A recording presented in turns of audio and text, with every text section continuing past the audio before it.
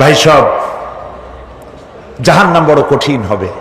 সেদিন কেউ সুপারিশ করবে না, কোনো উপায় থাকবে না।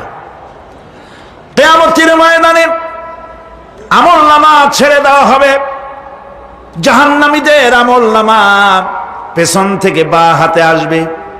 কোরআনে কারিমে আল্লাহ পাক বলেন, ওয়া আম্মা মান উতিয়া কিতাবাহু বিশিমালিহি ফায়াকুলু ইয়া লাইতানি লাম উতা কিতাবিয়া। পেছন থেকে বাম হাতে যার আমলনামা আসবে, সে বলবে, আরে আমারে যদি কিতাবটা, আমার যদি আমলনামা না দেওয়াই হতো কত না ভালো হতো, আমার যদি হিসাব না নেওয়া হইতো কত ভালো হতো। ওয়ালান আদরি মা হিসাবিয়া ইয়া লাইতাহা কানাতিল কাদিয়া। আমার হিসাব যদি আমি আদৌ না জানতাম তাহলে কতই না ভালো হতো। হায় আমার মৃত্যু যদি দুনিয়ায় শেষ হয়ে যেত, আর যদি এই ময়দানে ওঠা না লাগতো। মা আগনা আন্নি মালিয়া হালাকা আন্নি সুলতানিয়া। আজ আমার অর্থ সম্পদ কোনো কাজে লাগলো না, আমার ক্ষমতা প্রতিপত্তি কোনো কাজে লাগলো না। বড় বড় বাদশা, বড় বড় প্রেসিডেন্ট, প্রধানমন্ত্রী কিয়ামতে এতিমের মতো দাঁড়ায় থাকবে, বলবে আমার দলবল কই, যারা সেলুট দিত তারা কই, টাকা কই, পয়সা কই, বিষয় কই, সম্পত্তি কই, কিচ্ছু পাবে না। প্রিয় ভাই সব, এই পৃথিবীতে ক্ষমতা যতদিন থাকে পুলিশ সেলুট মারে, আর্মি সেলুট মারে। আমল যদি খারাপ হয় ফেরেশতা যে কি দিয়া মারবে চিন্তাই করতে পারেন। আমি লক্ষ্য করেছি, পুলিশ, বিডিআর, আর্মি যখন সেলুট দেয় দুই রকম মারে, হাত দিয়া মারে আর বুট পায় আছে, এক জুতা আর এক জুতার সাথে ঠস করে আরেকটা লাগায়। আমি চিন্তা করছি দুইটা দেয় কেন, হাত দিয়েও দিল পাও দিয়েও দিল, অর্থ কি? অর্থ পরিষ্কার। সরকারের মন্ত্রী, সরকারের লোক, আপনি আমার সেলুট পাইতে পারেন, ব্রিটিশ নিয়মে মারল হাত দিয়া, আর একটা ইশারা দিয়া দিল, মারে হতি ইশারা।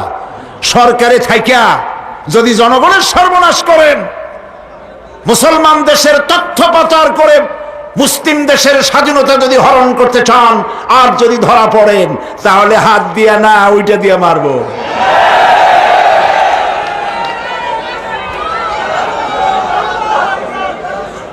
মানুষ কিয়ামতের ময়দানে রাজা বাদশা সব হয়রান হয়ে যাবে।